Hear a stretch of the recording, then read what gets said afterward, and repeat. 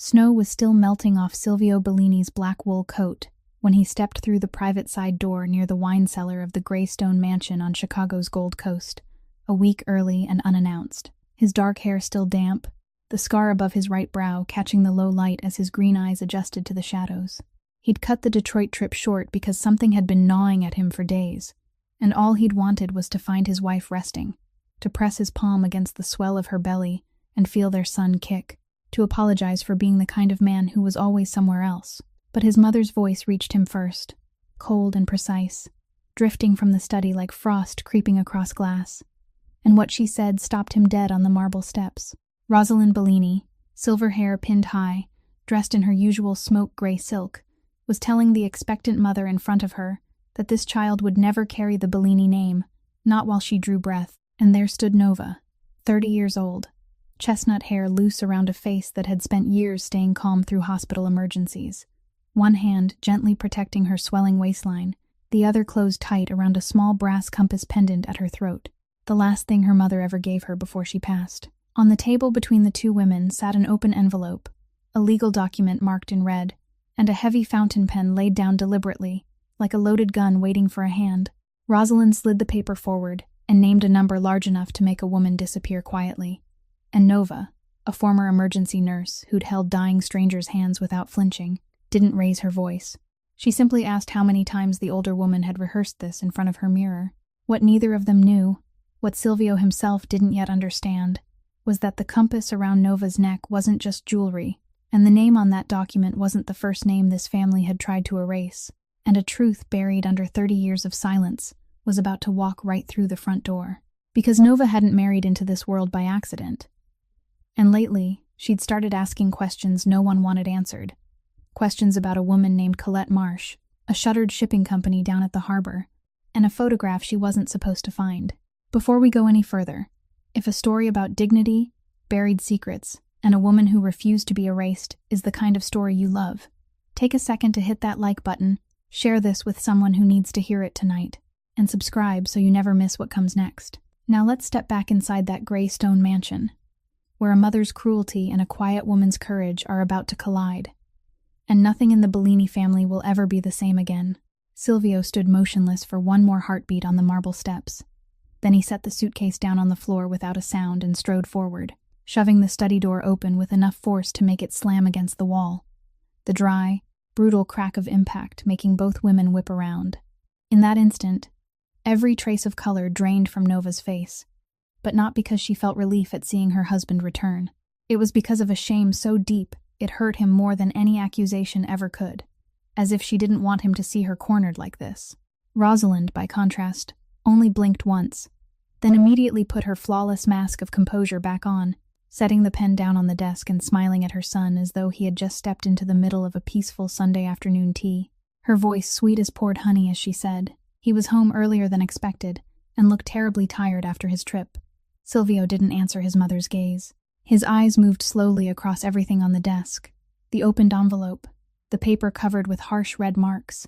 the heavy fountain pen lying there like a weapon that had just been set down, then stopped on his wife's trembling hand, which was pressed tightly against her collarbone as if it were the last anchor keeping her on her feet. When he spoke, his voice wasn't loud, but it was so cold that the air in the room seemed to harden around them. He said he had come home early enough to hear his own mother threaten to erase his unborn child's name from this family. Rosalind didn't flinch. She folded her hands before her chest, with the patient look of a mother forced to explain the obvious to a stubborn child, insisting that she was only doing what he should have done long ago, that this woman had entered their house with a purpose, and that there were things about her past he had never bothered to look into. But this time, Silvio cut his mother off, asking her plainly how long she had been sitting in this very room, under his roof, setting up this financial trap behind his back, and how many times she had smiled at Nova over dinner while keeping a piece of paper waiting in a drawer for her to sign. Rosalind only lifted her chin and replied that one day he would thank her for being clear-headed while he was blinded by emotion, that she had lived long enough to recognize who was sincere and who was merely waiting for a larger payment. It was then that Nova finally spoke, and her voice was so soft that both of them had to fall silent to hear it. She didn't deny anything, didn't beg, didn't shed a single tear. She only told the woman across from her that she could remove her name from every door in this house, could bribe every lawyer and every newspaper in the city,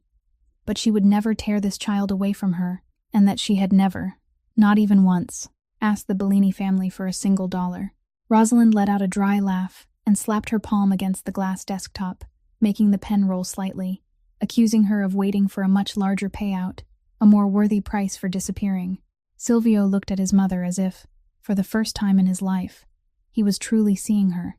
seeing the calculated cruelty hidden beneath the charcoal-toned fabric and her perfectly arranged coiffure, and for one fleeting moment, he wondered how many other things about this family he had chosen not to see through all these years. Just as the air stretched tight as a string, about to snap, there came a hesitant knock at the door, and Marguerite, the housekeeper who had served the family for nearly 20 years, stepped inside with a bewildered expression and softly announced that there was an urgent call from an attorney named Weston Doyle, who said he needed to see Mrs. Nova immediately, and that it couldn't wait until morning. That name changed something in Rosalind's eyes, a flash of panic passing through them and vanishing so quickly that almost no one could have caught it. But Nova caught it, and for the first time in the entire confrontation, she was the calmest person in the room. She picked up her plain handbag from the chair, straightened herself, her posture rigid but dignified, then looked from her mother-in-law to her husband and said in a steady, unshakable voice that sometimes a woman chooses to walk away, not because she's weak or because she's giving up, but because she has finally understood that staying in a house that sees her as a price to be paid is only another way of willingly losing herself. Silvio took one step toward her, his lips parting as if to call his wife's name, as if to make her stay. But something in Nova's eyes stopped him, a quiet truth that the words he was about to say had come too late, that he had been absent too long, while she had faced all of this alone. She passed by him, close enough for him to smell the familiar scent in her hair, close enough to touch. But he didn't touch her, and she walked out through the study door, across the marble hallway where his suitcase still lay forgotten, then disappeared beyond the front door as it closed behind her with a small, soft click that echoed like a sentence handed down. In the room, with only mother and son left behind, Rosalind released a long breath as though a burden had just been lifted from her, and began saying something about how everything would be settled in time. But Silvio was no longer listening to her. His eyes were fixed on the paper, marked in red on the desk, and the unfamiliar name half visible in the corner of the page, a name he had never seen before. The taxi rolled through the streets of the Gold Coast, slick with melting snow, and Nova sat with her head resting against the cold window, her arms crossed over her chest, leaning slightly forward, as if she could use her own body as a shield to protect the child from everything that had just happened inside the gray stone house behind her. The city lights blurred through the tears she refused to let fall, the towering buildings, the glowing windows of other families, all of it drifting past like a world she had never truly belonged to, and in the silence of the ride, the thoughts she had tried to bury for months began rising to the surface, impossible to hold back. She remembered the day she met Silvio, not at some lavish party, but in the very emergency room where she worked, when he was brought in at midnight with a wound in his shoulder that he stubbornly insisted was an accident, and she had bandaged him with steady hands that didn't tremble, didn't pry into who he was, and saw only a human being in pain who needed care. She remembered the way he came back looking for her in the days that followed, the way he spoke to her as if she were the only person in the world who wanted nothing from him. And perhaps it was that rare sincerity, that made her allow herself to love a man her reason should have warned her to stay away from. But what Silvio didn't know, what no one in the Bellini family knew, was that Nova had entered this marriage carrying an ache that had been smoldering long before she ever met him, an unanswered question about her late mother, a woman named Colette Marsh, who had died alone and destitute just as Nova was entering adulthood,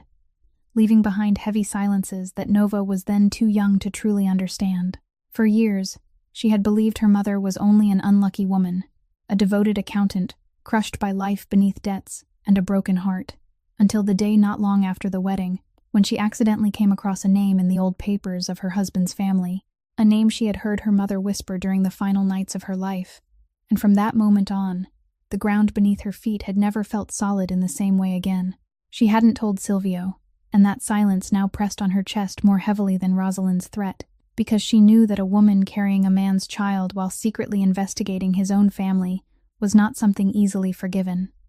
And she was afraid so numbingly afraid, that the day the truth came into the light would also be the day she lost everything she had only just begun to have.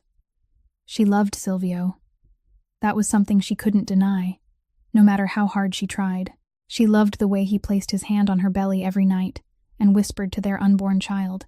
Loved even his clumsy silences when he didn't know what to say to comfort her. But that love was now being torn apart by a doubt she couldn't extinguish, by the question of whether the man she loved carried in his blood the very sin that had destroyed her mother's life. She instinctively reached for the small brass pendant, the last keepsake her mother had left behind, and she felt the cold brass press into her palm, the back of it seeming slightly loose beneath her fingers. But in the turmoil of this night, she didn't pay attention to it, and only held on to it as if she were holding her mother's hand from the other side of separation. She remembered what her mother had told her when she was little, that she must always find her own true north, and never let anyone with a grand family name convince her she was beneath them, and it was that very lesson that had made her stand straight before Rosalind tonight, instead of lowering her head and signing the paper. But now,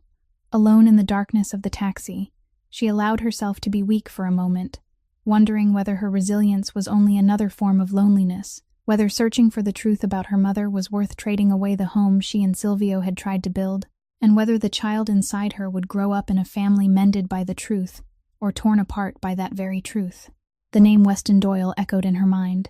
the attorney who had called urgently tonight, a man who had quietly approached her years ago after her mother's passing, claiming to be an old acquaintance just to offer his silent support. And she understood that the call hadn't been a coincidence, that somehow the threads of the past were tightening around her at the very moment when she was most fragile. When the taxi turned onto the familiar road leading back toward Pilsen, carrying her farther from the cold wealth of the Gold Coast, Nova felt her tense shoulders finally loosen just a little, because she understood that she wasn't running away like a coward. She was only returning to the one place where her history didn't need an invitation card engraved in gold to be allowed to exist. The place where she could be both a wife coming apart and a daughter still searching for her mother in the darkness of all the things left unsaid. The familiar street welcomed Nova, with the warm, yellow light spilling from the bakery window downstairs, and even in the freezing night, she could still smell the faint scent of baked dough and cinnamon in the air, the same scent that had followed her through childhood and now still felt like a pair of open arms waiting to bring her home. The small apartment above the bakery had faded walls, an old elevator that acted up now and then, and a hallway that always carried the smell of freshly brewed coffee from the neighbor's place. All those humble details whose warmth no amount of Bellini family money could ever buy. The moment she stepped out of the taxi, a clear little voice called her name from the bakery steps, and when Nova looked up, she saw Milo, the 6-year-old boy who lived with his grandmother in the apartment at the end of the hall, sitting there waiting for her with a picture book open on his lap and a smile that showed the front tooth he had just lost. The boy rushed toward her, his dark eyes shining with joy, and Nova felt her heavy heart soften for an instant, because Milo was one of the first children she had cared for when she was still a nurse in the emergency room, a small, fragile boy she had sat beside through so many long nights, and even now, every week, he still waited for her as though he were waiting for someone in his own family. Milo innocently asked whether the baby in her belly knew how to kick yet, whether the baby would like the cookies his grandmother made, and he held out a drawing he had made for the baby, a picture of a small house with 3 people standing hand in hand beneath a round, bright yellow sun, making Nova bite down hard on her lip so she wouldn't break down before such purity. She sat on the step beside him, not caring about the cold, and listened as he told her about his day with all the breathless excitement of a child, about the stray cat he had fed, about the math problem he had gotten right. And in that moment, Nova was reminded of who she had been before she stepped into the world of gray stone mansions and papers slashed with red marks. A woman whose hands knew how to heal, not a name someone wanted to erase. Milo's grandmother came to the door and called him in for dinner, nodding to Nova with the gentle eyes of someone who understood far too much about quiet burdens. And Nova hugged the boy goodbye, promised she would keep the drawing safe, then watched Milo's small figure disappear behind the door with a tenderness that made her chest ache. When she reached the apartment, she opened the familiar door and stepped into the space where everything was still kept the way it had been when her mother was alive. The wooden chair by the window, the notebooks arranged neatly on the shelf, and on the small dining table, the framed photograph of her mother smiling brightly on a windswept beach, wearing the very compass necklace that now rested at Nova's throat. She set her handbag down, took off the necklace, and held it in her palm under the lamplight. Her finger once again touched the slightly loose place on the back that she had vaguely felt in the car, and for a second, she meant to turn it over and see whether the hinge had worn down with age, but just then the long,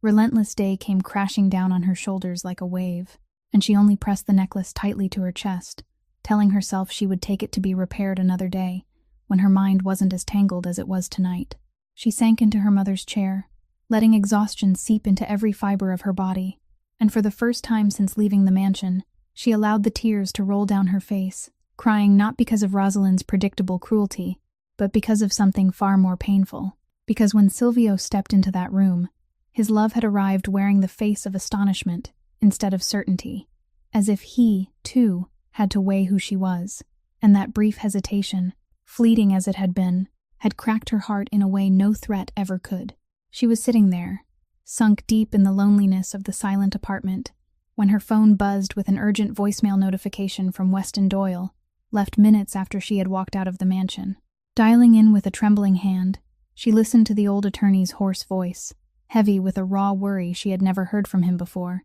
as he said her mother had made him promise to wait until the right time. But now, Rosalind Bellini knew too much, and the ruthless money offer tonight proved that Nova's pregnancy had completely changed the shape of a game that had begun before she was even born. He urgently told her not to sign anything bearing the Bellini name,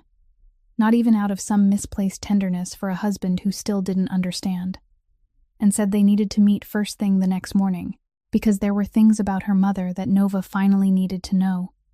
things he had kept hidden for 30 years under the weight of a remorse that had never left him. While Nova sat silently listening to Weston Doyle's hoarse voice in the warm apartment in Pilsen, many miles away,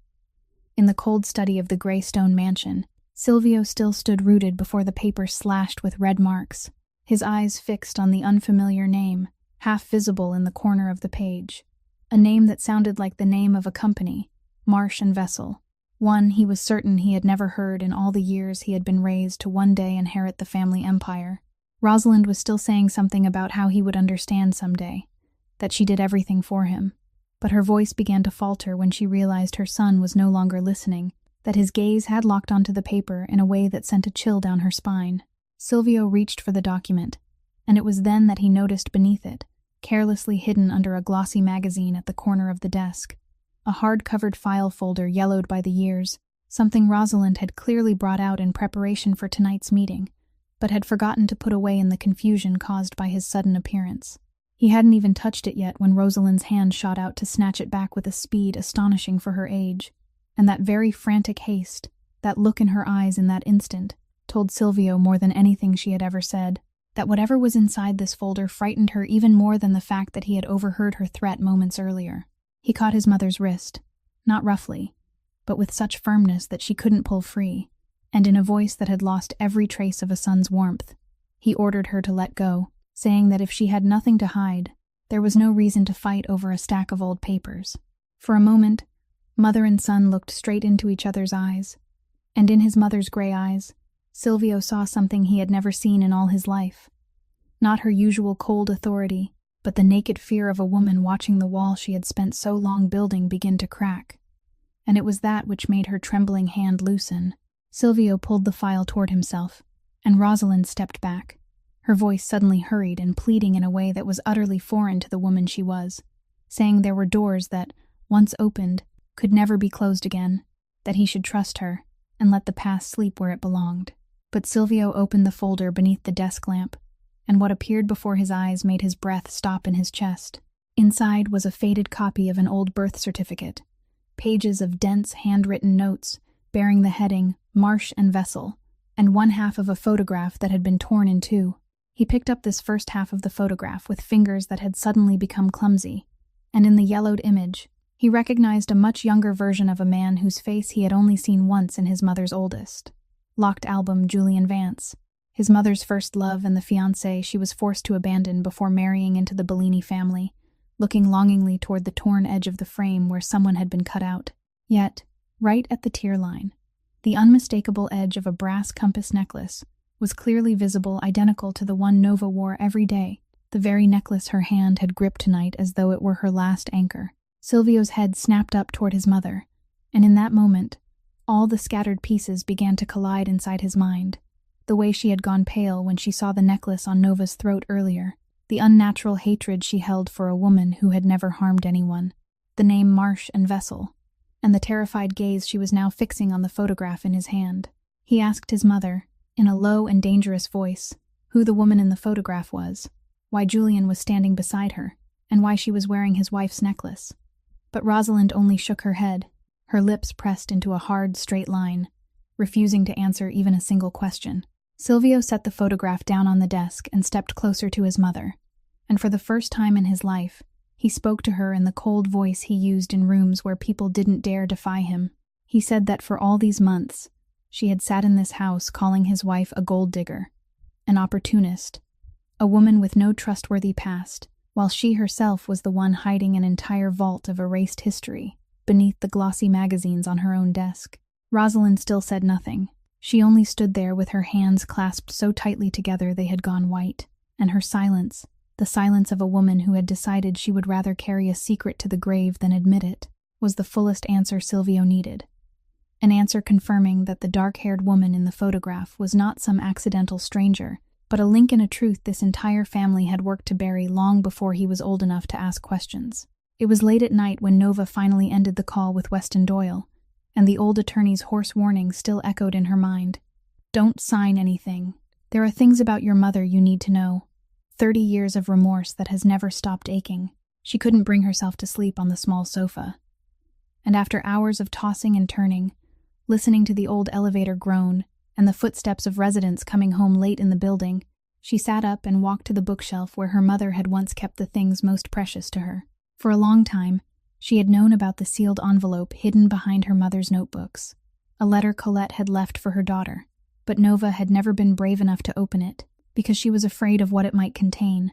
afraid that once she read it, she would no longer be able to live with the gentle image of her mother she had built in order to protect herself. But tonight, after everything that had happened inside the Greystone mansion, after seeing the flash of panic on Rosalind's face when Weston Doyle's name was spoken, she understood that the time for running away was over, and she sat beneath the warm yellow light, trembling as she peeled open the seal stained by the years. Her mother's slender, slanting handwriting appeared on the page, so familiar that Nova had to press the letter against her chest for a moment before she could read it. And when she began, her mother's voice seemed to come alive in every word, gentle, yet carrying a pain she had never allowed her daughter to see while she was alive. Colette wrote that she had once loved a man she should never have loved, a love that had been impossible from the beginning, but the greatest mistake of her life had not been that love. It had been placing her trust in people who constantly preached about honor and family dignity, while coldly trading human lives behind closed doors. She wrote about a small shipping company by the Chicago docks, a business the Marsh family had built with sweat over generations, and about how it had been taken from them under pressure so ruthless and so refined that it left behind no trace that could be brought into the light, and she begged her daughter never to let anyone convince her that being born far from power meant being born without the right to be a person. Line after line confirmed the very fear Nova had carried for months, ever since the day she accidentally came across that name in her husband's family papers. And though she had suspected it for so long, seeing the truth appear in her mother's own handwriting still struck her with a pain that was both relieving and numbing, because now she could no longer lie to herself that all of it was only coincidence. She understood that the woman from the past her mother had written about, the woman crushed by a powerful family at the docks, was Colette, and that family bore the Bellini name, the same name the child in her womb was about to be born to inherit. Her tears fell onto the letter, blurring one corner of the page, and she hurried to wipe them away, afraid of damaging the last words her mother had left behind. But she wasn't crying because of the Bellini family's cruelty, something she now understood all too well. She was crying because of something more private and far more painful. She remembered the massive shadow of the Bellini family that now hung over her child's future, a weight that felt heavier than any of Rosalind's cruelest threats. She had loved Silvio, believing their bond was an unshakable sanctuary, immune to the poisonous whispers of his world. Yet tonight she understood that the battle ahead would test everything they had built. She wondered how their marriage could withstand the sudden collision of their two worlds, and she held her mother's letter against her chest, sitting still in the silent apartment, feeling alone between two people who were gone and one person who was still alive, yet whom she no longer dared to believe she truly understood. But even inside that loneliness, her mother's words still burned quietly within her like a small flame that refused to go out, that she had to find her own true north. And Nova knew that whatever tomorrow brought, she would no longer run from the truth. She would follow it to the very end, not for revenge, but so she could finally return to her mother the name and dignity that others had tried to erase. The next morning, after a night with almost no sleep, and the Marsh and Vessel file spread across the oak desk in the study, Silvio stood beside the tall window looking out over the cold gray surface of Lake Michigan, and for the first time in many years, he felt the solid foundation of the world he had been born into begin to shift beneath his feet. He had spent the whole morning thinking, not only about the dark-haired woman in the torn photograph, but about the very path he had been quietly pursuing since the day he inherited the family's power, because Silvio Bellini wasn't like the father who had built this empire, and he wasn't like the mother who was trying so desperately to hold it inside the dark. For the past 3 years, ever since he took the seat at the head of it all, he had quietly but firmly pulled the family away from the shadowed dealings that had fed it for decades, turning each yard, each fleet, each shipping contract into a legal and transparent machine, signing agreements with legitimate business partners, people who saw in Bellini only a growing logistics corporation, not the name that had once made people lower their voices when they spoke it. It was a slow and dangerous transformation, and not everyone in the family welcomed it. The fiercest opponent, the one who always tried to block him at every step, was none other than Rosalind, his mother, the woman who believed true power existed only in darkness, and that the clean light he was chasing was nothing more than a dangerous innocence that would one day destroy everything the family had built. She had warned him many times that some things should never be brought into the light, that certain doors were closed for a reason, and that morning, as those words echoed in his head alongside the memory of panic on her face the night before, Silvio began to wonder whether those warnings had truly been about the family's future, or about a past she was terrified would return. His eyes drifted, almost by accident, to the large portrait of his father hanging on the study wall. The man with green eyes so much like his own, and a calm smile Silvio still remembered with painful clarity, and a familiar emptiness rose in his chest as he thought of the day he lost him. For years, Silvio had believed his father was just like the rest of them, a cold conqueror who built an empire on ruthless calculations. People had said he died of a sudden heart attack in the middle of the night, when he was not yet 60 and still as strong as a man 10 years younger. A death the entire family had accepted as a tragedy of fate, and Silvio, too young and too grief-stricken then, had never thought to question it. But looking at that calm smile now, a sudden, piercing doubt struck him. Had he truly known the man behind the legacy, or had he spent his whole life believing a carefully constructed lie? But this morning, standing among the pages of a file revealing that his family and the tragic Julian Vance had once had some connection to the woman with the compass necklace and that erased shipping company, a vague and uneasy thought crept into his mind for the first time, a question he didn't yet dare to name, whether those who came before him and his father had carried some dark family secret to the grave that someone had not wanted them to reveal. He pushed the thought aside, telling himself that he was letting his imagination run too far after a sleepless night. But the seed of doubt had already been planted, and Silvio understood it wouldn't easily disappear. Rosalind entered the study at that very moment, still dressed in immaculate slate-colored couture, as though nothing had happened the night before, and she looked at the file on the desk with a sharp, icy gaze, demanding that he stop digging into the past of an opportunistic woman at once, saying that he was placing his entire career and the whole family in danger because of a passing infatuation. But Silvio turned and looked at his mother with eyes that had changed, the eyes of a man who had just realized that everything he had been taught to believe might be only a coat of paint over something rotting underneath, and he told her in a low, steady, unforgiving voice that for the past 3 years he had been trying to bring this family out of the darkness, so his son could grow up without carrying the weight of sins he had never committed, and he wouldn't stop merely because she was afraid of the light. Rosalind looked at her son for a long while, and in that moment, something almost like grief passed through her gray eyes, as though she were seeing in him the very man she had lost many years before. Then she turned and walked out, leaving behind a soft but threatening sentence, that there were truths which, once dragged into the light,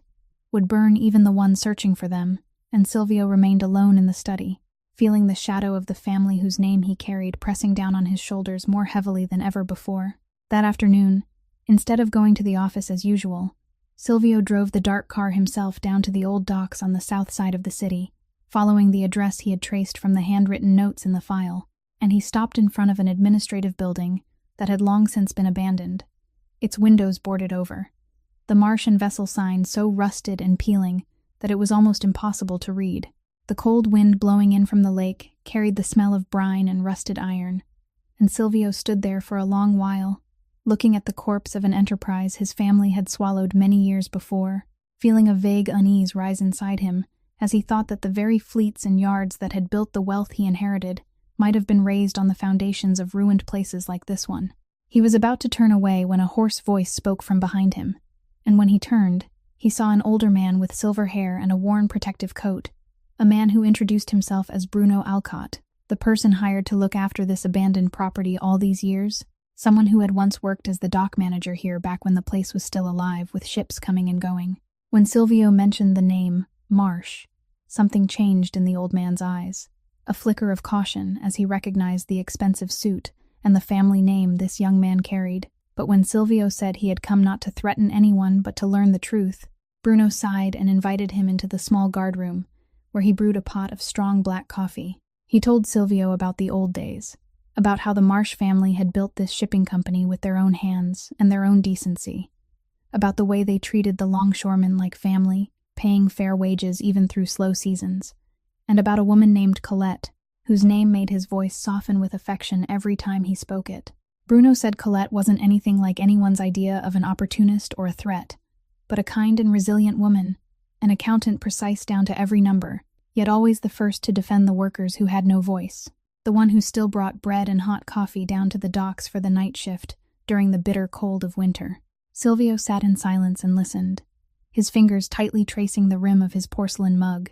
and with every story Bruno told, the image of the dark-haired woman in the torn photograph became more vivid and real, no longer an abstract mystery but a living, breathing person who had once lived, loved, and been respected in this very place. Then Bruno's voice dropped lower, filled with hesitation as though he were touching something he had never dared put into words all these years, and he said that in the final days before the company was transferred and Colette disappeared from the docks, people whispered that she had been driven to the end of the road, that someone had forced her to leave in tears and humiliation, stripped not only of the business but of her dignity, and that she had gone without anyone who loved her ever getting the chance to say goodbye. He said that all these years, he had still been haunted by the fact that he had done nothing to help her, that he had lowered his head and stayed silent when powerful men came and erased everything, and he looked straight into Silvio's eyes as he said that people like her deserved to be remembered,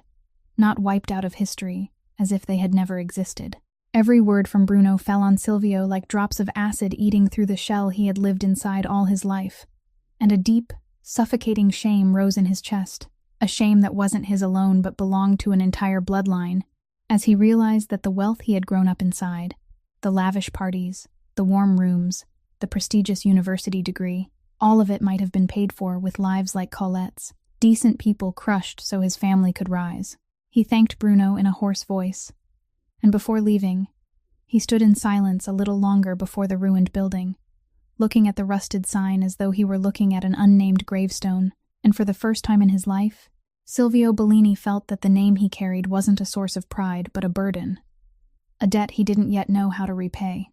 But he knew one thing with certainty. He couldn't turn his back and pretend he had never heard this story, that the path he had begun 3 years earlier to bring his family into the light had now become something far deeper and far more urgent than he had ever imagined. The next morning, when Nova opened the apartment door to go downstairs to the bakery and buy a warm loaf of bread, as she did every early morning, she froze on the threshold, because right before the step, placed neatly on the old, worn doormat, was a large bouquet carefully wrapped in spotless white cellophane. For a moment, her heart beat faster with the innocent thought that perhaps Silvio had sent flowers to make peace. But when she bent down and looked more closely, a cold sensation spread along her spine, because these weren't roses or bright fresh flowers people sent to express love, but white lilies and white chrysanthemums arranged in the shape of a wreath, the kind of flowers people placed before coffins at funerals. There was no card with the sender's name, only a white ribbon laid across it, and on that ribbon, in neat, cold block letters, was a short line saying that wise women knew when to leave quietly, and that this city could be very cruel to those who refused to understand that. Nova stood frozen, one hand gripping the doorframe to keep her balance, the other instinctively moving to shield her child, and she felt the sudden panic tightening in her chest in the cold morning air, because she understood at once that this wasn't a joke or a mistake, but a carefully calculated warning, a message sent by a hand powerful enough to find her hidden address, and cruel enough to choose this chillingly refined form of threat. She lifted her eyes and looked around the familiar street, the street she had always believed was safe, her final refuge away from the world of the Bellini family. And now every dark window, every parked car, every passing shadow suddenly became suspicious in her eyes, and for the first time, she understood with terrifying clarity that she was being watched, that someone had followed every step she had taken since leaving the mansion, knew where she had gone, knew where she lived, knew even the small street she had thought no one would ever notice. She thought immediately of Rosalind, of that woman's cold gaze, and her hand so accustomed to manipulating everything from the darkness, and she realized that this was exactly Rosalind's way, cruelty wrapped in a polished shell of courtesy, a threat that left behind no fingerprint that could be traced. Just as, according to what her mother had written in the letter, they had once crushed Colette without leaving a mark. Nova bent down and picked up the funeral flowers with trembling hands, and for one moment, anger rose up and overwhelmed her fear, because she understood exactly what the sender of this bouquet wanted. They wanted her afraid, wanted her to shrink back and run, wanted her to believe that her small life could never stand against an empire, wanted her to vanish quietly, the way her mother had once been forced to vanish. But in the very moment she touched those cold flowers, something hard inside Nova was forged even stronger, because she thought of her mother, of the gentle woman by the docks, who had been driven to the end of the road alone, with no one standing up to protect her, and she told herself that she wouldn't let history repeat itself with her, that she wouldn't allow fear to turn her into another name erased from the page. She carried the bouquet inside, not to display it, but to keep it as evidence, placing it on the table beside her mother's framed photograph, and in the morning light falling through the window, the two images beside each other became a silent reminder of what was being threatened and what was worth fighting for. She took out her phone, intending to call Weston Doyle and tell him about the bouquet, but her hand stopped midway when another thought came to her, that if whoever stood behind this already knew her address this well, perhaps they were also watching her calls and her connections, and she realized with cold clarity that from now on, she would have to be careful with every step, every word, every person she trusted. She set the phone down, drew in a deep breath to steady her pounding heart, and stood by the window looking down at the familiar Pilsen Street now stained with unease. Nova understood that the battle she was about to enter was no longer only between her and her husband's mother, but a confrontation with an entire force that had used fear as a weapon for so many years, and that to protect the child in her womb and return honor to her mother, she would have to become braver than she had ever believed herself capable of being. That morning, Nova went to Weston Doyle's office as arranged, and she didn't know that Silvio, after a restless night with everything Bruno Alcott had told him, had followed the same thread and arrived at that very address, a modest law office on the second floor of an old building downtown, far from the steel and glass towers where the Bellini family's attorneys usually worked. When Silvio stepped inside, he stopped short when he saw his wife already seated in the room, and in that bewildered moment, the two of them looked at each other with astonishment tangled with hesitation, because neither had expected to find the other here, and that very coincidence revealed to Silvio something he had never foreseen, that the path in search of the truth, the one he thought he had only just begun, was a path Nova had been walking in silence for a long time. The old attorney sat behind a wooden desk, piled high with files, his hair white as snow and his sharp eyes hidden behind thick glasses. And when Silvio politely held out his hand in greeting, Weston Doyle only looked at that hand for a long while and refused to take it, placing his own hands together on the desk with an unshaken firmness, saying that in this room, the Bellini name and the vast fortune behind it spoke far more quietly than the weight of documents and buried injustices. Silvio lowered his hand, and instead of taking offense as the instinct of a man used to being respected might have told him to do,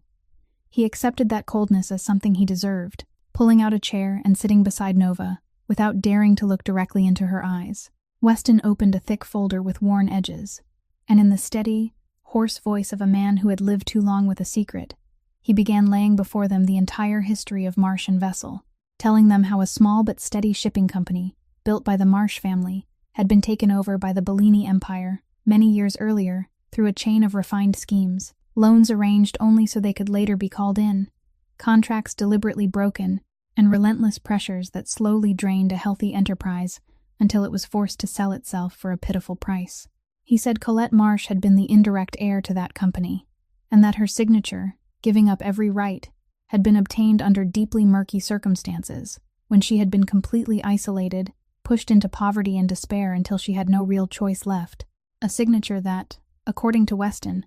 couldn't be considered voluntary under any true meaning of justice. Silvio listened without moving a muscle in his face, his jaw clenched tight, and with every detail Weston revealed, he understood more clearly that this wasn't the story of an ordinary business transaction, but a crime carried out in a cold and organized manner. And what unsettled him most was the old attorney's strangely thorough knowledge, because Weston didn't only know the major events. He knew the smallest details as well, the exact dates, the names, the hidden clauses in the documents, a depth of understanding that seemed to reach far beyond what a simple family friend could possibly possess. There was a moment when Silvio looked up at him with a flicker of suspicion, wondering how an outsider could know so much about the most carefully concealed dealings of his family, but Weston calmly avoided that gaze and continued turning to the next page of the file, leaving the question hanging in the air without an answer. But what hurt Silvio most that morning wasn't the family's sins slowly coming into view. It was the realization that the woman sitting quietly beside him, the wife he had believed he understood, had carried all of this inside her for a long time, without ever saying a word to him. He turned to look at Nova, and in her eyes he read the silent confession. That yes, she had known, she had investigated, she had hidden it from him, and a feeling that was both betrayal and shame rose inside him, because he didn't know whether he should be angry with her for staying silent, or blame himself for creating a marriage in which his wife couldn't trust him enough to share the greatest pain of her life. When Weston closed the file and said there was still more that would gradually be revealed when the time was right,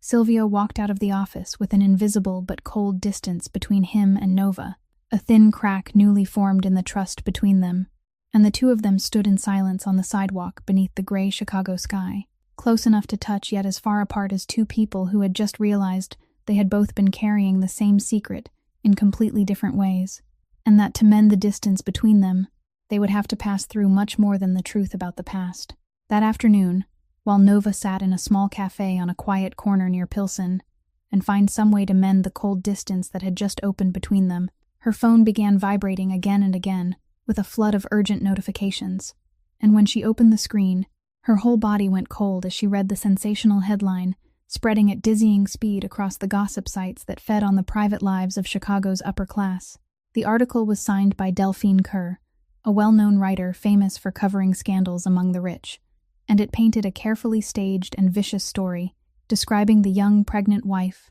of a powerful family who had walked out in the middle of the night, demanded a luxurious penthouse, and was using her unborn child as a bargaining chip to drain millions of dollars from her distinguished in-laws. Every sentence had been weighed to smear her with subtle precision, turning her from a woman who had been cornered into a cold, calculating schemer, and Nova immediately recognized the familiar mark in this method, the way an enemy's reputation could be destroyed without leaving behind a single fingerprint that could be traced. It was exactly Rosalind's way, the way of the woman who had sent funeral flowers to Nova's door. She understood that this wasn't a random article, but a carefully calculated move, a first strike meant to shape public opinion before any truth about Colette and Marsh and Vessel could come into the light, a way to make Nova guilty in the eyes of the public before she ever had a chance to speak. Only a few minutes later, her phone vibrated again,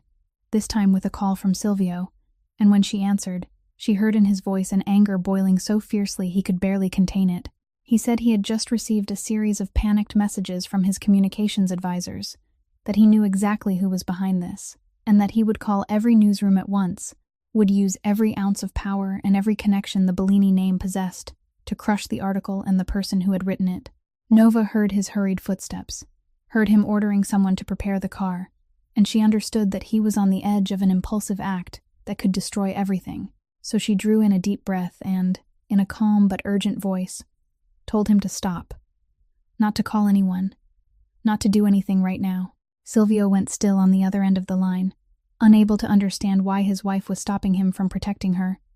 and Nova explained to him what years of working in chaotic emergency rooms had taught her, that you can't win a crisis by rushing into it in a panic. That Rosalind had released this article not because she believed it would stand against the truth, but precisely because she wanted to provoke a violent reaction. She told him that if he stormed into newsrooms with the fury of a powerful boss, threatening and applying pressure, then he would only be giving Rosalind exactly what she needed, an image of the Bellini family as aggressive and violent, living proof to support the lying story that they were people who used money and power to silence others, and in that way, she would turn his righteous anger itself into a weapon against both of them. Silvio was silent for a long time, and Nova could hear his heavy breathing as anger slowly gave way to reason, as he gradually realized that his wife, the woman the whole city was now smearing, was the one who was calmest and clearest among them all. She told him that for too long, she had let other people tell the story of who she was, had let those with money and power define her worth and her dignity,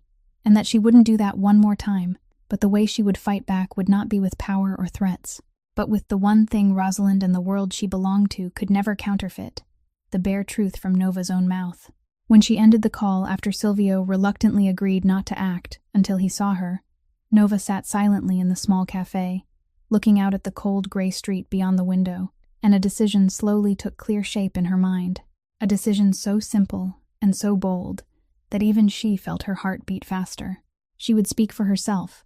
not through an attorney, not through a spokesperson, not through any protective layer of power, but with her own real face and her own real voice. And she put her phone into her bag, stood, and walked out of the cafe with the new calm of someone who had just found her own road. That very evening, inside her quiet apartment in Pilsen, Nova set up a simple camera beneath the warm light of the desk lamp, right beside her mother's photograph. She didn't use a script, nor did she disguise her exhaustion. She simply looked directly into the lens and spoke the truth about Colette Marsh, the ruined shipping company at the docks, and the 30-year cycle of corporate cruelty that was now threatening her own unborn child. Her voice was steady, free of malice but heavy with undeniable dignity,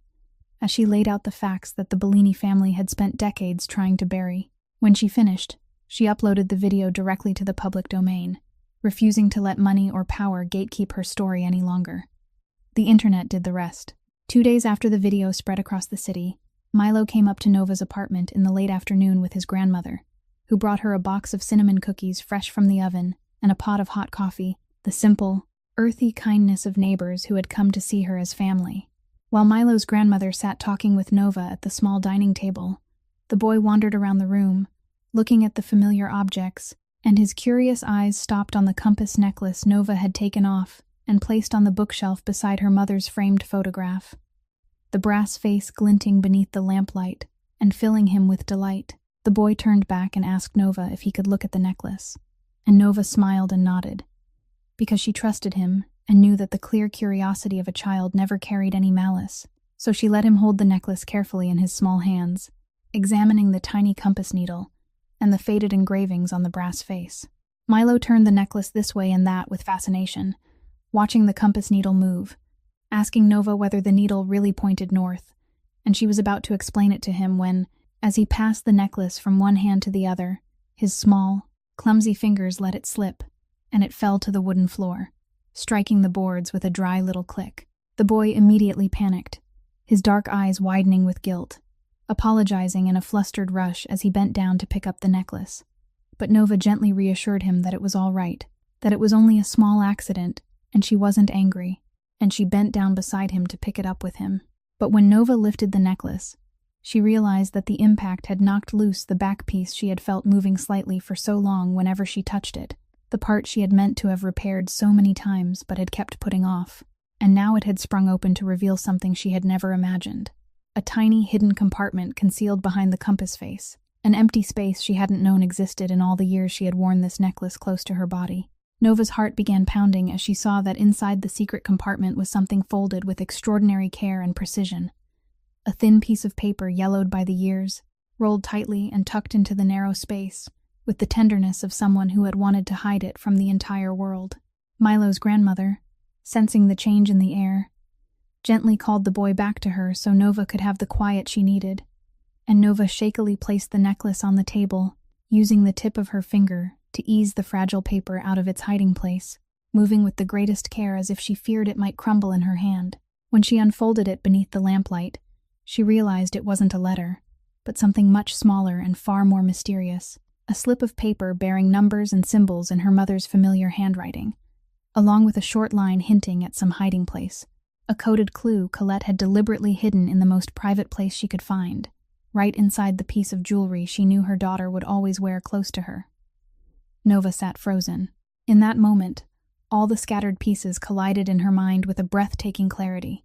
The mystery that had haunted her for so long was finally unraveled. She now understood why, on that fateful night in the Greystone mansion, Rosalind's face had gone pale upon glimpsing the compass necklace at her throat. Rosalind hadn't feared the necklace because it was the keepsake of a woman she hated. She feared it because she knew, or at least suspected, that Colette had hidden something, and that the thing the entire Bellini family had hunted and feared for 30 years, the evidence that could expose everything, might have been right before their eyes all along, worn innocently around the neck of the daughter they were trying to drive away. Nova pressed the piece of paper to her chest, trembling and so moved that tears rose in her eyes, because she realized how wise and brave her mother had been, how deeply she had trusted and loved her, when she placed in her hands the key to a truth she herself hadn't lived long enough to unlock. And she looked over at Milo, sitting obediently beside his grandmother, silently thanking the pure clumsiness of the boy that had accidentally opened a door Nova hadn't known she had been carrying with her all these years. The next morning, Nova had arranged to meet Weston Doyle, so the two of them could look into the coded clue on the piece of paper found inside the compass necklace, an important meeting that might open the next chapter of the entire investigation. But just as she was preparing to leave the apartment, Milo's grandmother called with a voice full of embarrassment, saying that today was the day the boy had to go to the hospital for the routine health checkup he had been keeping up with for so long. But she had just twisted her ankle and couldn't take him herself, and she didn't know who else to ask. Nova didn't hesitate for even 1 second. She immediately called Weston back to move the appointment to the afternoon, because in her heart, taking a child she loved to his doctor's visit mattered more than any clue or investigation, and that was the instinct that had rooted itself deep inside her from her years as a nurse. The instinct that always placed a person who needed her above everything else. She went to pick up Milo, and the boy chattered happily when he saw that she was the one taking him, holding her hand the whole way to the hospital, telling her all kinds of stories about the stray cat and the pictures he was drawing, and Nova listened to him with a gentle smile, setting aside for a while all the storms closing in around her life, so she could give her full attention to the clear joy of the child beside her. At the hospital, she sat with Milo in the waiting room, helped him fill out the forms, spoke with the old nurses she had once worked alongside with the warmth of someone who belonged to that world, and patiently stayed beside him through the entire checkup, holding his hand and soothing him with a soft voice whenever he seemed anxious, until the doctor smiled and said that everything was stable and progressing well, and that the boy could go home with a lollipop as his reward for being brave. What Nova didn't know was that Silvio, who had been trying to reach her all morning to talk about the new developments, and about the cold distance still standing between them since the meeting at the attorney's office, had traced her path and come to the hospital hoping to speak with his wife. But when he stepped into the area near the waiting room and saw the scene before him, he stopped at the threshold and didn't take another step, only standing there quietly and watching from a distance, because what he saw left him speechless. He saw Nova, the woman the whole city was smearing as a greedy schemer, kneeling down to meet a little boy at eye level, straightening his collar and wiping an anxious tear from his cheek with unconditional tenderness, laughing with him to drive away his fear, fully present in that moment with the child as if nothing else in the world mattered more. Silvio stood there, leaning against the doorframe, and for the first time he saw the true person his wife was within the very world where she belonged, not the wife in a party dress among the cold rooms of the family estate, but a soul driven by pure, protective instincts, a woman who gave love without calculating what she would receive in return, a woman whose kindness wasn't a strategy or a mask, but the deepest nature of who she was. In that quiet moment, all the vague doubts that had slipped into his heart after the meeting at the attorney's office, all the cracks in trust that had kept him awake at night, suddenly dissolved like fog beneath the sun, because he understood that whatever Nova had hidden from him, whatever secrets about the past she carried inside her, the woman he was witnessing here couldn't possibly be the person those articles were trying to draw, couldn't possibly be someone who had entered his life with cold calculations. He remembered the moment when he had looked at her with astonishment instead of certainty on that night in the mansion, and a deep remorse rose inside him, because now he realized how terribly wrong he had been to let even a flicker of doubt touch this woman. Silvio didn't step forward,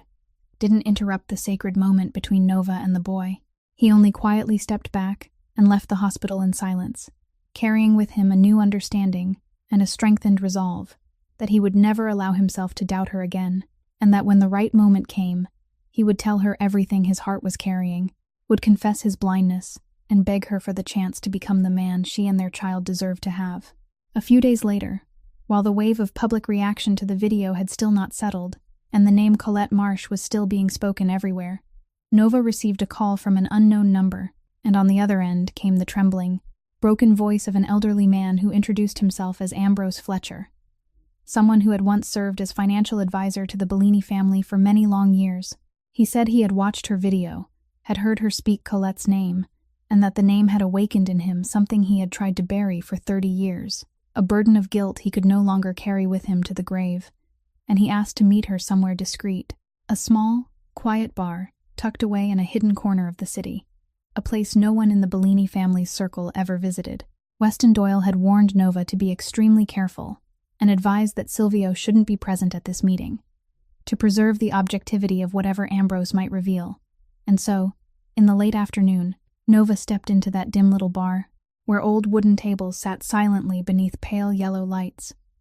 and she immediately recognized the man hunched in the corner, a thin old gentleman with a face deeply carved by time and by torment, his shaking hands resting on a large brown envelope. When Nova sat down across from him, Ambrose lifted his eyes to her, and his gaze went briefly still when he saw her face, as if he were looking at a ghost returned from the past, and he whispered that she had her mother's eyes, that same quiet resilience so much like Colette that it made his heart ache. But the moment he placed his hand on the envelope to push it toward her, Ambrose suddenly froze,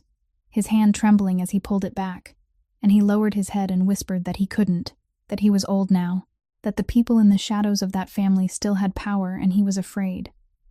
for the few final days he had left, afraid that opening his mouth and speaking this truth would bring consequences he no longer had the strength to bear. Nova didn't press him. She only sat quietly across from the man being torn apart from within, and with the gentle calm she had learned through years of sitting beside the beds of terrified patients, she placed her hand over his old, trembling one and said she understood his fear, that she hadn't come here to force him to do anything against his conscience. But she also softly reminded him that some burdens, the longer they are carried, the more they crush a person's soul from the inside. It was in that moment that Ambrose's eyes accidentally fell to Nova's pregnant belly, and something inside him broke open, because the sight of this young pregnant woman sitting before him with such quiet courage carried him back to a memory from 30 years earlier, when he had once sat across from another pregnant woman with the very same resilient eyes, and he had chosen cowardly silence instead of standing up to protect her. He began to cry, tears rolling down the wrinkled face of a man who had lived too long with remorse, and he said through his sobs that he couldn't let that happen one more time, that he had been a coward once, and that cowardice had haunted him for the rest of his life, and he wouldn't carry another death in his conscience down into the grave. With hands that had stopped shaking, as though the decision itself had lifted the weight that had pressed on his shoulders for so many years, Ambrose pushed the brown envelope toward Nova, and said that inside were copies of internal minutes from the meetings long ago, original documents that had never been altered or erased,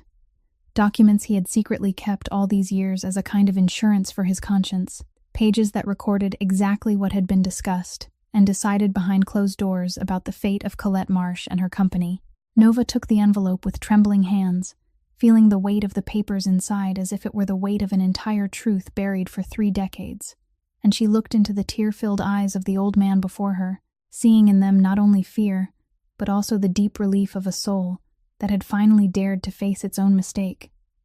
And she softly thanked him,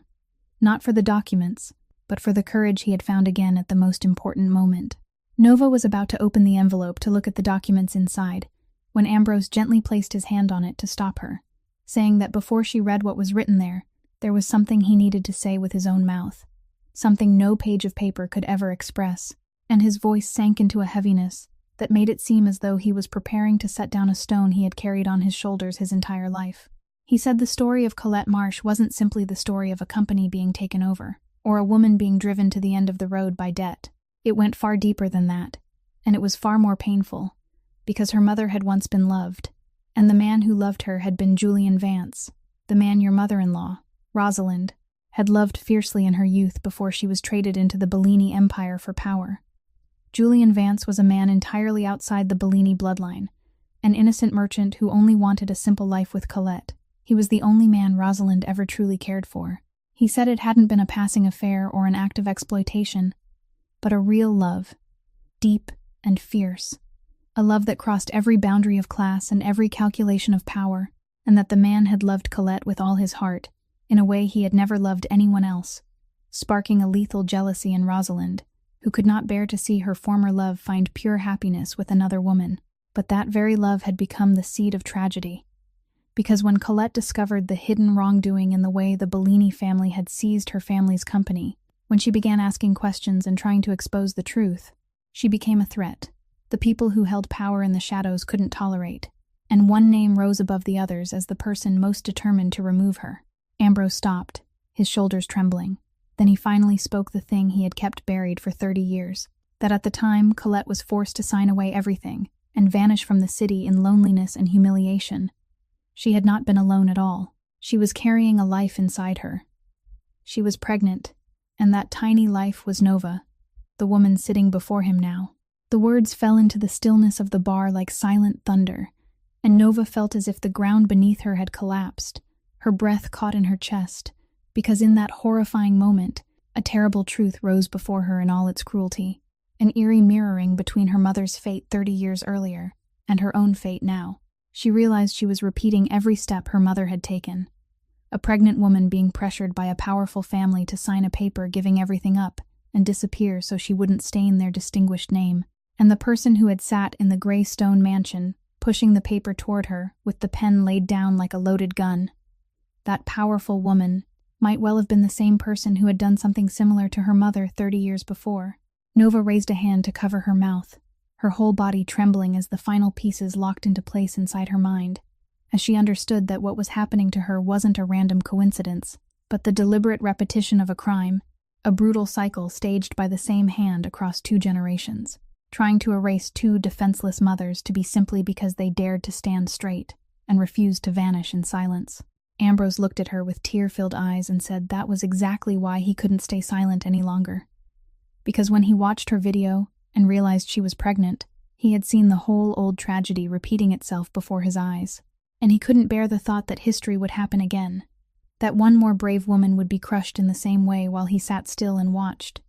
just as he had done before. Nova sat in silence for a long while, letting the shock sink into every fiber of her body, and inside that stunned stillness, she felt something both painful and strangely connected, because now she understood that her fight was no longer only her own, but the continuation of a fight her mother had begun 30 years earlier and had not lived long enough to finish, and that the child in her womb, the 3rd bloodline caught in this tragic cycle, would be the first one with a chance to break it and be born in the light of truth instead of the darkness of fear. The next morning, Nova brought the brown envelope Ambrose had given her to Weston Doyle's office, her heart still in turmoil from the horrifying truth about the 30-year cycle she had just uncovered. And when she placed the internal meeting minutes on his desk and began telling him what Ambrose had revealed about her mother's love affair and about how Colette had been pregnant when she was forced to disappear, she noticed something change in the old attorney's face. Weston didn't look surprised the way he should have. He only quietly removed his thick glasses, rubbed the bridge of his tired nose with his fingers, and sat in silence for a long time, wearing a heaviness that made it seem as if his whole body were being pressed down by an invisible weight. And it was that strange silence that made Nova suddenly understand what she had dimly sensed from their very first meeting, that this man knew too much, knew even the smallest details with a precision no mere friend of her mother's could possibly have possessed. She looked straight at him and softly asked what else he had not told her, and Weston lifted his eyes, his aged gaze glistening with tears after so many years of silence. Then, in a hoarse, broken voice, he began to confess the thing he had carried in torment for 3 decades. He said that 30 years ago, he had not been the old attorney with a cane sitting here helping her search for justice, but a young and ambitious lawyer working for the Bellini family, and that it was his own hands, his own pen, that had drafted that cruel document, the paper that stripped Colette Marsh of both her livelihood and her dignity, and forced her to sign it in the most desperate moment of her life. Nova felt as if someone had struck her in the chest. She drew back in her chair, and for a moment, anger rose and lodged in her throat, because the man she had trusted, the man she had believed was her mother's only ally, had been one of the people who helped destroy her life. But Weston didn't avoid the anger in her eyes. He received it as though receiving a punishment he deserved, and he continued through tears, saying that back then he had been young, blinded by ambition and money, and he had told himself he was only doing the work assigned to him, that the words he wrote were only legal procedure and not a crime, until he witnessed the consequences of what he had done and realized he had helped push an innocent woman toward death. He said what tormented him most through all the years was that Colette had never known his role in her tragedy, that until the day she closed her eyes, she had never known that the young lawyer standing quietly behind the meeting table that year was the one who had drafted the paper that ruined her life, and she had gone without ever cursing him, without ever knowing of that silent betrayal, and the innocence in her eyes had become the heaviest sentence ever passed on his conscience. Weston said that after Colette died, he could no longer keep living as before, that he left the Bellini family, gave up the path of prestige opening wide before him, and devoted the rest of his life to atoning for his mistake, deliberately reaching out to Nova under the guise of an old acquaintance to provide her with a safety net and protect her through the years, gathering and preserving every piece of evidence possible while waiting for the day justice could be done. All of it in the dark, without claiming credit, without asking to be forgiven. He said he didn't dare ask for her forgiveness, because he knew some sins were too great to be forgiven. But he begged her to give him the chance to complete the only thing still meaningful in his guilty life, which was to help her bring the truth into the light and return to her mother the name and dignity that he himself had helped take away. Nova sat in silence for a very long time, torn between anger and something deeper. And when she looked into the tear-filled eyes of the old man, who had spent 30 years of his life quietly atoning for one mistake, she realized that true repentance required more courage than innocence, that a person who dared to face the worst of his own sin and spend the rest of his life trying to repair it deserved to be given a chance, and she gave a small nod, telling him in a choked voice that her mother would surely have wanted the truth exposed more than she would have wanted him to keep sinking into the darkness of guilt,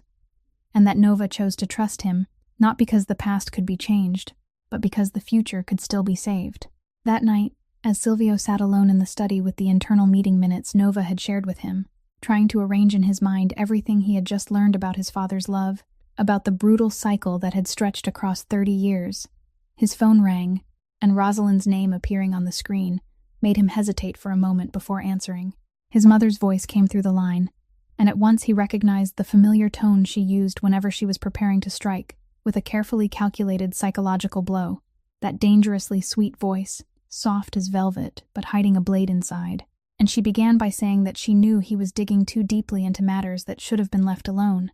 that she wasn't calling to argue, but because she was his mother and couldn't stand by while he destroyed himself with his own hands. Rosalind told him in a low, calculating murmur that if he kept dragging this past into the light, the first thing burned to ash wouldn't be her, but the legacy of the father he had worshipped, because once everything was exposed, the whole city would look at his father's empire not as a monument of greatness,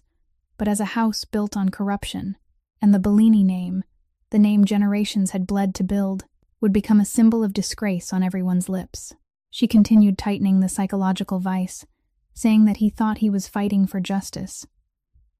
But in truth, he was holding a torch to the very house that had raised him, that his unborn child would grow up, not in the glory of a distinguished bloodline, but in the ashes of a fallen empire, carrying a family name that had been stained, all because of the blind stubbornness of a father who wanted to play the hero. She said she had spent her entire life protecting this family, keeping dark secrets buried exactly where they belonged. And she had done it not for herself, but for him, for his future, and for his child's future, and that if he still had even a little gratitude or a little wisdom left, he would stop now, bring his wife home, settle everything quietly, and let the dead rest in peace. Silvio sat silently and listened to everything his mother said, and as she spoke, he realized that only a few months earlier, perhaps those words could have moved him, could have made him falter out of fear of staining his father's memory, and under the weight of responsibility to the family name. But now, after everything he had seen and understood, Those words only sounded like the hollow echo of a power thrashing in desperation. He answered his mother in a voice that was strangely calm, without a trace of anger,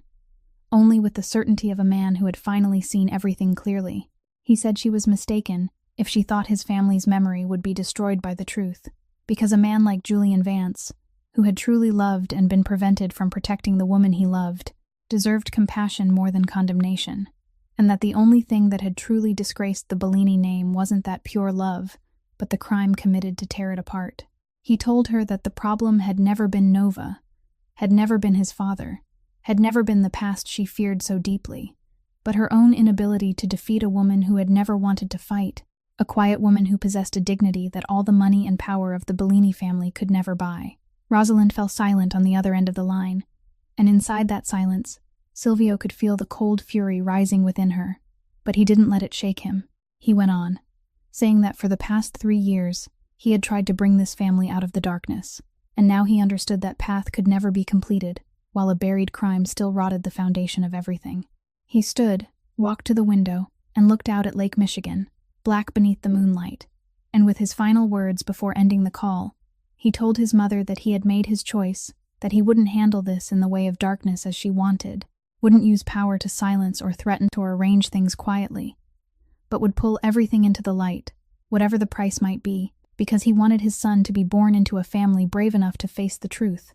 not into an empire built on silent graves. On the night before the confrontation that both of them knew would change everything, Silvio came to the small apartment in Pilsen, and this time he did not come as a powerful boss or as a husband trying to repair everything with money, but simply as a man standing before the door with empty hands and a heart finally ready to be honest. Nova opened the door and saw him standing there beneath the yellow hallway light, looking worn down, yet with something different in his eyes, and she silently stepped aside to let him into the warm space where everything still carried traces of her mother, the small world where she belonged, and where he had always stood at the edge. They sat across from each other at the wooden table, and for a long while neither of them said anything. There was only the groan of the old elevator somewhere in the building, and the quiet hum of the radiator keeping the cold winter night at bay, until Nova was the one who broke the silence, because she understood that if they still wanted a future, then tonight every wall between them had to come down. She told him, her voice soft but not trembling, that she owed him a truth she had kept hidden for too long, and she admitted that she had kept a heavy secret shortly after their marriage, instead of the complete openness he had always believed, that not long after the wedding she had accidentally discovered the name Marsh in his family's papers, and from that moment on, she had quietly investigated her mother's death, carrying suspicions and secrets inside her that she had not dared share even with her own husband. She said she had been afraid, numbingly afraid, that if he knew she was digging into his family's past,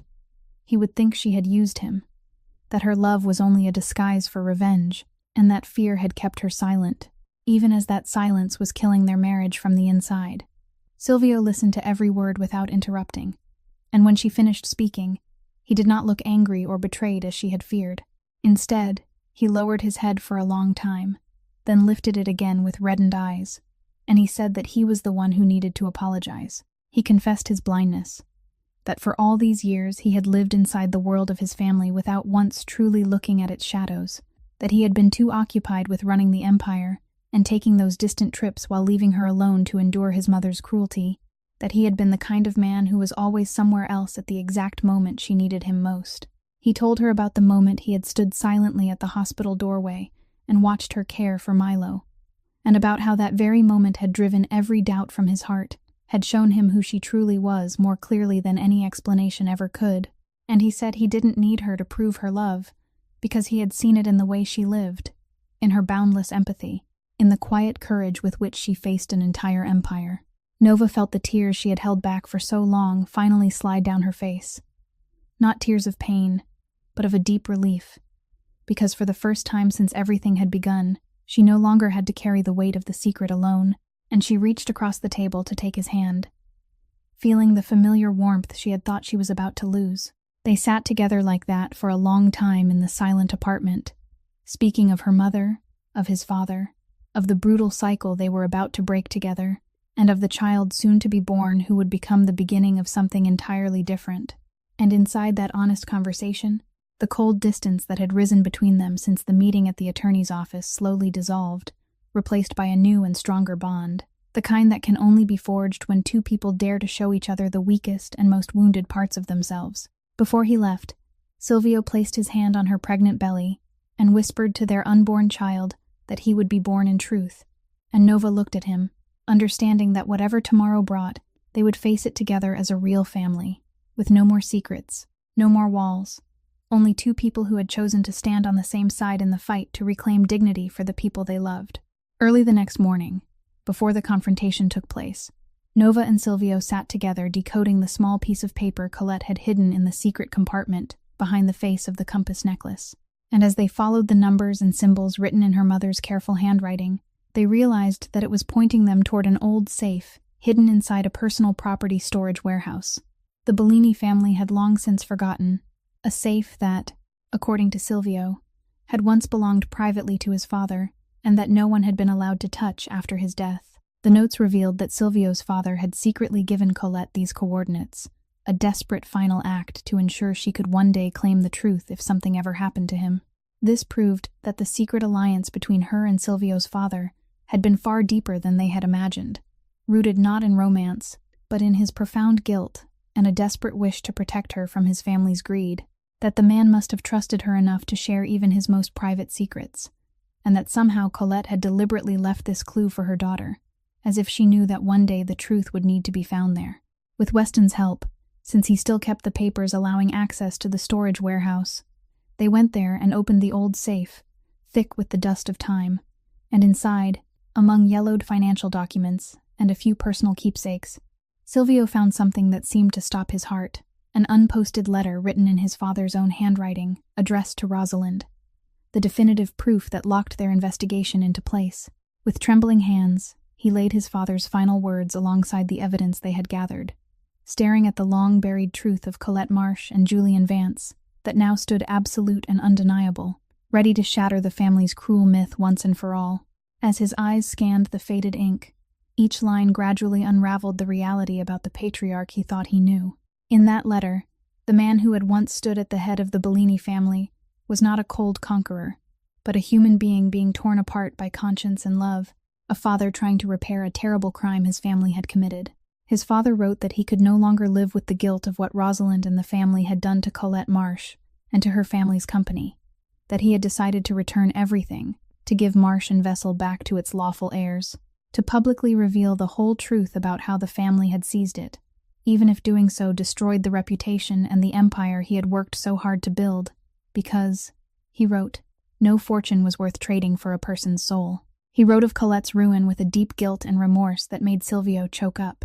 wrote that he knew he had allowed his family's greed and his wife's jealousy over Julian to destroy an innocent woman, that he had been a corporate coward when he had not found the courage to stop the injustice and protect an innocent competitor in time, and that returning the company and exposing the truth was the least he could do to atone for some part of that wrong, even though he knew it had come far too late. But what left Silvio numb with shock was not the contents of the letter, but the date written in the upper corner of the page, because when he looked at that date, he realized with icy horror that this letter had been written only a few days before the fateful night his father suddenly died,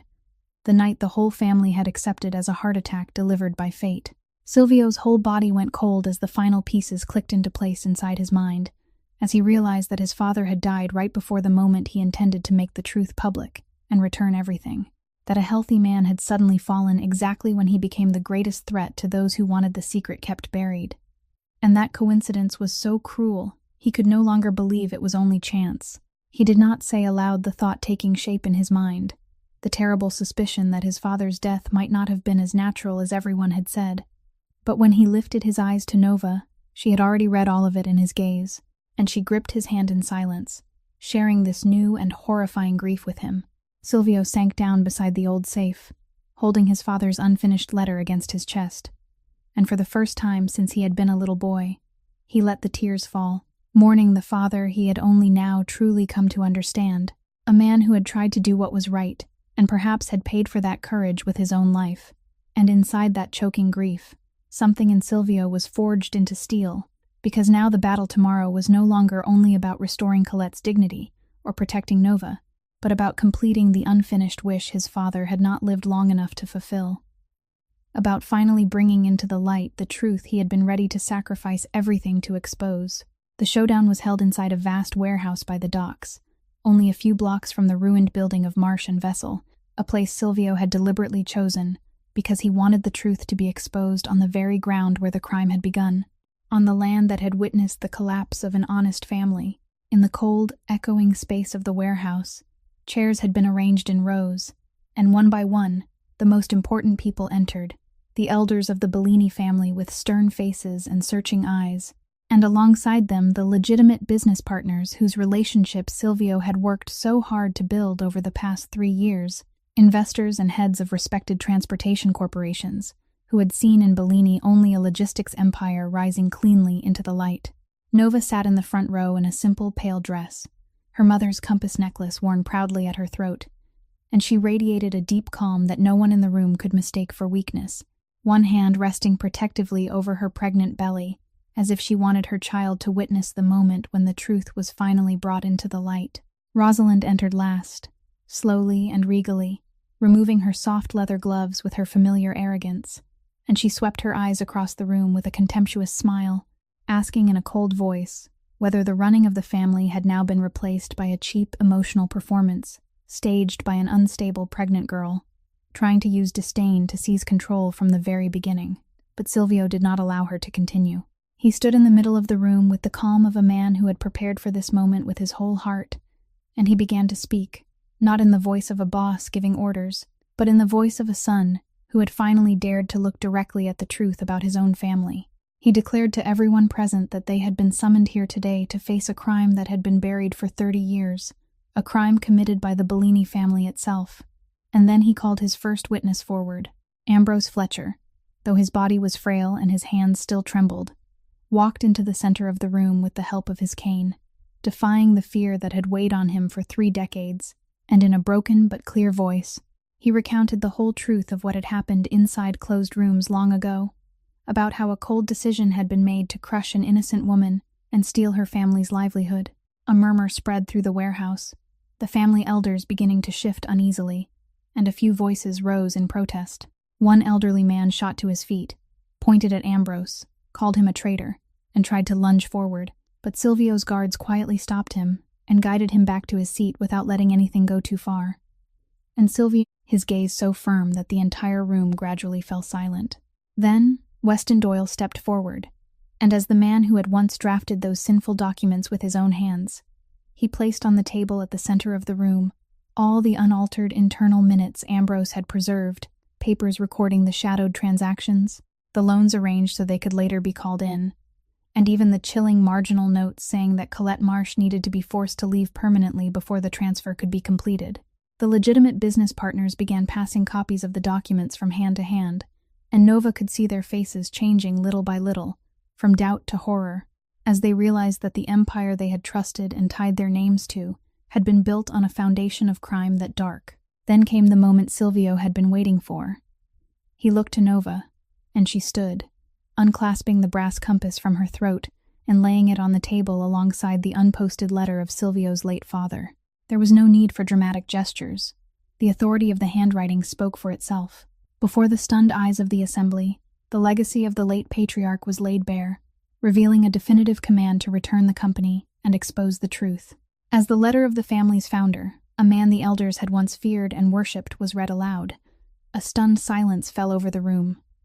No one could deny the truth any longer. Written in his own hand, the head of the empire had clearly admitted to the family's sins and declared his determination to right the wrong. In that breathless stillness, one legitimate business partner after another stood, and their spokesperson, a woman who led one of the largest corporations, declared in a cold and decisive voice that they could not and would not continue attaching their names to an organization that had concealed such a crime, that every partnership and every investment would be withdrawn immediately until a full, independent investigation had been carried out. One by one, they gathered their papers and walked out of the warehouse, and with every departing step, Nova saw the power Rosalind had held and protected all her life disintegrating before her eyes, not through violence or revenge, but through the undeniable weight of truth finally dragged into the light. When the warehouse door closed behind the last partner, and their footsteps faded into the cold emptiness of the docks, Rosalind still sat motionless in her chair, but the flawless shell of arrogance she had worn for so many years began to crack before the eyes of everyone left in the room. She suddenly sprang up from her seat, and for the first time in her life, her icy composure shattered into a storm of desperate fury. She turned toward Silvio and Nova with eyes streaked by the fire of an animal driven into a corner, and she began to speak, the words pouring out no longer controlled by her usual cold calculation, but by something far more naked and painful. She said she had been the only one who kept this family from falling apart, that while Julian was lost in his blind infatuation with an ordinary woman from the docks, she had been the one forced to carry everything, the one forced to make the cruel decisions no one else had the courage to make, the one forced to dirty her hands so the entire family could survive and rise. Her voice broke as she went on, and in those bitter words, the fear that had eaten away at her all her life finally came into view. She confessed to living for decades with a terrible obsession she was trapped in a cold, arranged marriage, and that Colette Marsh, that poor woman without a single distinguished coin to her name, had possessed the very thing Rosalind could never have. Even with all the money and power of the Bellini family, a fierce, genuine love from Julian, and a quiet dignity that nothing could buy. She said she had hated Colette, not because Colette was a threat to the company, but because every time she looked at her, she saw her own failure reflected back, saw that everything she had traded her whole life to obtain, the name, the position, the empire, became meaningless before a woman who had nothing but self-respect. And it was that fear of being the replacement, the second choice, the one who was unloved, that had turned her into the person she had become. Nova rose and walked closer to the woman who was breaking apart, and everyone in the room held their breath, waiting to see what she would do. Whether she would pour down on Rosalind all the anger and hatred that had been building after everything Rosalind had done to her and to her mother. But when Nova spoke, her voice held no hatred, and not even a trace of pity. She looked straight into Rosalind's eyes and said in a voice soft but so clear it echoed through the room that Rosalind had had a choice, that in her fear and pain, she could have chosen to stand against the men who had oppressed and belittled her, the men who had arranged her life and never loved her. But instead she had chosen to crush a defenseless pregnant woman, and then 30 years later, she had plotted to do that exact cruelty once more to her own daughter-in-law. Nova said Rosalind had spent her life becoming the very kind of person who had destroyed her,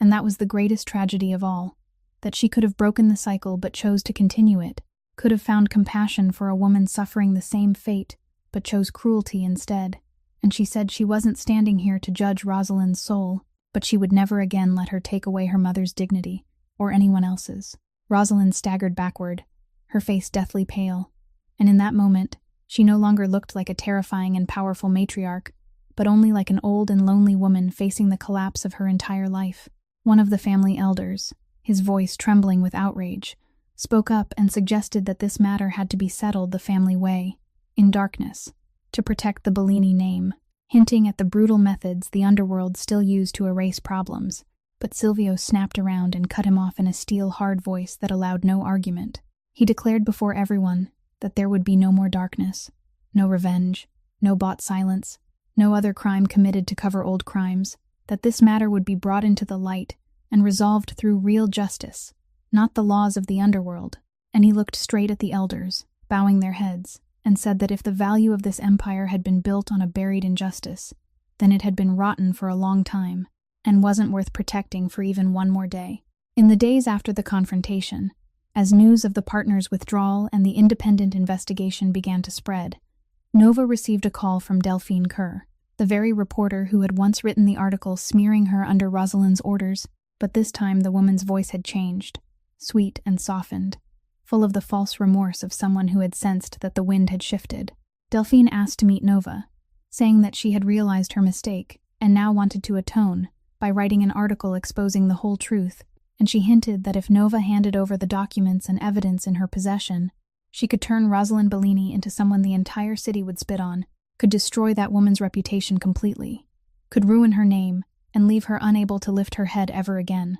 A perfect revenge placed directly into Nova's hands. Nova sat quietly and listened to that offer.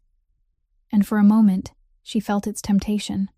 because a part of her, the part that had carried pain and resentment through all those months, The part that had entered this marriage with a smoldering question about her mother's death and a secret longing to reclaim justice. That part longed to see Rosalind pay, to witness the woman who had tried to erase both her mother and her being crushed beneath the very weapon she had used. This was the moment Nova had silently been moving toward since the first day she discovered the name Marsh in her husband's family papers, the moment when the truth finally lay entirely in her hands, and she had the full power to decide whether she would use it to heal or to destroy, and she understood that the choice she made now would define who she was forever. But when she closed her eyes and searched inside herself for the answer, she did not think of Rosalind. She thought of her mother, of the gentle woman who had told her daughter to find her own true north and never lower her head before people who confused a grand family name with real dignity, and she understood that her mother would never want her to become a destroyer in order to claim justice. She thought of Milo with his innocent smile and his drawing of 3 people holding hands beneath a bright yellow sun, thought of the child growing inside her, and she realized that if she chose the path of revenge, if she chose to use the truth like a knife to cut another person's life to pieces, no matter how much that person might deserve it, then she would only be continuing the cruel cycle she had fought to break, only becoming another version of the very darkness she hated. And so Nova opened her eyes, and in a calm yet unwavering voice, she refused Delphine's offer, telling the reporter that she didn't need an article to destroy anyone, that the truth had already been brought before the people who needed to know it, and would be judged by real justice, not by the court of public opinion and humiliation, and that she had walked this whole road, not to destroy the Bellini family, but to restore her mother's name and dignity, and that had been done. When she set the phone down, she felt a deep relief spreading through her body, because in that moment of refusal, the conflict that had torn at her for so many months, the contradiction between the loving wife and the daughter searching for the truth, between love and revenge, had finally been resolved. And she understood that she had chosen the true north her mother had always wanted for her. A few days later, on a quiet afternoon, Rosalind unexpectedly appeared at the door of the small apartment in Pilsen, no longer wrapped in smoke-gray silk or expensive jewelry, but wearing only a simple black dress, looking smaller and far older than the powerful woman Nova had once faced inside the gray stone mansion. She stood there for a long while, her eyes moving across the warm room before stopping on the framed photograph of Colette Marsh, smiling brightly on the table, and without offering a single excuse, without one word of defense for what she had done, she only quietly reached into her pocket and took out a small object, placing it on the table before Nova with trembling hands. It was an old employee badge, faded by the years, Colette Marsh's dock access badge from long ago, with the black and white photograph of a young woman with resilient eyes and a gentle smile, a small piece of the past that Rosalind had kept for 30 years like a trophy of control. And now she set it down as one final surrender, returning the last fragment of the woman she had tried to erase, then turned and walked out of the apartment in silence, leaving Nova sitting there, holding her mother's badge as tears quietly fell. 3 months later, on a late winter night when a great storm swept down over Chicago, and howling winds lashed bursts of sleet against the windows, Nova felt the first contractions telling her that her child was ready to enter this world. And in that moment, the only worry that passed through her mind was not about the pain ahead, but whether Silvio would make it back to her in time. But she did not have to worry for long, because Silvio, the man who had once always been somewhere else in the most important moments, the man who had entered her life with distant trips and long absences, was now beside her from the very first second, and he drove her to the hospital through the curtain of snow with the calm and determination of a man who had sworn to himself that this time he would never be late. In the warm and quiet delivery room of a small hospital, far from the noise of scandal and the investigation still unfolding outside, Silvio held Nova's hand tightly through every long hour, and he did not leave for even a moment, did not let a work call or anything else in the world pull him out of that room, only kept whispering beside her ear that he was here, that he wasn't going anywhere, that she was not alone. Nova looked into her husband's green eyes through the pain, and in those eyes, she no longer saw even the faintest shadow of the astonishment or hesitation that had once cracked her heart on that night inside the gray stone mansion. Only absolute certainty remained, a love with no doubt left inside it, and it was that which gave her the strength to endure the hardest moment. And then, as the storm outside slowly quieted and the first light of dawn began to rise beyond the window, a clear and healthy cry rang out, tearing through the stillness of the room, the first cry of a tiny life just welcomed into the world, and both Nova and Silvio broke down in tears, tears of pure happiness that they had passed through so much darkness to reach. When the baby was placed in Nova's arms, she looked down at her son's red little face and his barely opened eyes, and she felt as if all the pain and loss of 3 generations had finally found redemption in this moment, because this child, unlike her mother and unlike Nova herself, would be born not into the darkness of fear and buried secrets, but into the full light of truth. Silvio bent down, one arm around his wife and one hand gently touching his son's tiny hand. And he whispered that this was exactly where he was meant to be, that no empire, no battle, nothing in the world mattered more than this moment, and he had kept the sacred promise he had made to himself, the promise that he would never again arrive too late. When they were asked for the baby's name, Nova looked at Silvio and he nodded to her, because they had spoken of this for a long time, and both of them knew what name their child had to carry, and she softly said that their son would be named Elias Marsh Bellini, a name carrying both bloodlines and both histories, with the middle name Marsh given proudly, so it would carry the strength of a woman who had fiercely refused to be erased, the grandmother the boy would never meet, but whose story would live forever in the very name he bore. Nova held her child against her chest and softly sang the same lullaby her mother had once sung to her in the small apartment in Pilsen. And in that moment, she felt Colette's gentle presence as if she were smiling somewhere very near, as if through this child, the woman who had been forced to disappear 30 years earlier had finally come home, finally been allowed to hold her grandchild in the unseen arms of a love that outlived even death. Outside the window, the storm had completely passed, and the Chicago sky was brightening into the pale pink of early morning, and Silvio stood beside the bed watching his wife and son bathed in that warm light, understanding that the brutal cycle that had stretched across 3 generations, the cycle of women being crushed and truths being buried, had finally been broken forever by the birth of an innocent child, a pure new beginning built not on silent graves, but on the foundation of love, courage, and truth. 5 years had passed since the stormy night Elias was born, and the old docks where Marsh and vessel had once been crushed in darkness had now been revived into something no one had ever dared to dream of, a vocational training center and scholarship fund named Marsh and Vessel, dedicated to lifting up the children of dock workers and low-income families, to give children born far from power the very chance Nova's mother had once been denied. The administrative building that had once been boarded up and rusted now blazed with light, its corridors ringing with laughter and the footsteps of young students learning a trade so they could stand firmly on their own feet, and on the most honored wall of the main hall hung a large black-and-white portrait of Colette Marsh, the woman with resilient eyes and the compass necklace at her throat,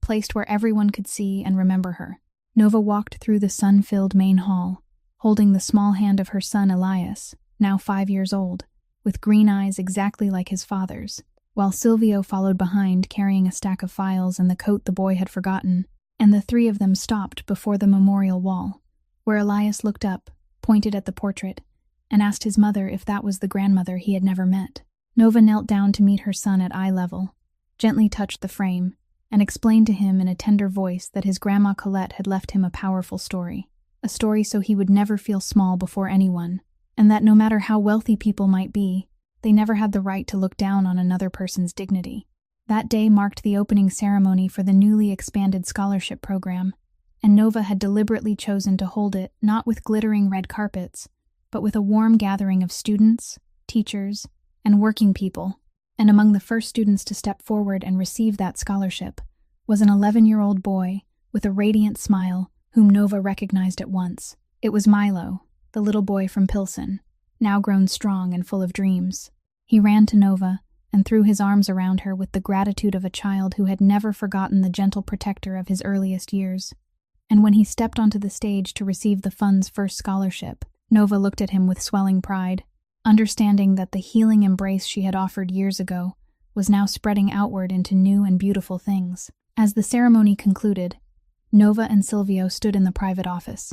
their eyes drifting to the framed portrait resting quietly on the desk. The serene gaze of a young Colette Marsh, captured decades ago in a moment of genuine happiness, now watched over the foundation built in her name, no longer a ghost of a hidden scandal, but a living symbol of dignity and reclaimed truth. Later that week, Silvio and Nova took the framed portrait to the quiet, secluded cottage outside the city where Rosalind now lived in self-imposed exile, away from the empire she had lost. They chose to stay in the car, letting little Elias carry the framed image up to the porch where his grandmother sat alone in a simple black cardigan. With the pure innocence of a child who did not yet understand the full weight of adult burdens, Elias gently placed the photograph in her hands, looked up into her weary gray eyes, and told her that she didn't have to look back anymore, and that they were all safe now. That simple sentence, combined with the image of a love she had once tried to destroy but was now beautifully restored, finally cracked the armor around her hardened heart. Watching through the window, Silvio and Nova saw Rosalind let out a long, trembling breath, tears finally spilling down her wrinkled cheeks as she pulled her grandson into a tight, silent embrace. In that poignant moment, Silvio knew that although the wounds would never completely heal, the poison that had infected his family for 3 generations was finally gone, replaced by a quiet path toward redemption. That afternoon, the family walked together along the rugged, rocky shoreline of the docks, the waves beating rhythmically against the shore, while Elias ran a few steps ahead, and Silvio draped a warm coat over Nova's shoulders, then looked back at the building, now standing bright and proud, like a monument to truth instead of lies. And they understood that they had passed through the deepest darkness together, to finally learn that real peace is never found by burying pain, but by having the courage to bring it into the light. The story of Nova and Silvio reminds us that the greatest legacy a person can leave for the next generation is not a fortune built on the silence and suffering of others, nor a name shielded beneath layers of lies, but the integrity to admit mistakes, the courage to seek forgiveness even when it comes late, and a heart that knows how to honor every person's dignity, whether they are rich or poor, because a family built on sincere respect and love will always endure longer than any empire built from fear and secrets. If this story has touched your heart, please press the subscribe button on our channel, like and share so we can listen together to many more meaningful and compelling stories every day. And we would truly love to know how you feel about Nova's story, so please leave a comment sharing the feelings from deep within your heart so we can hear your voice.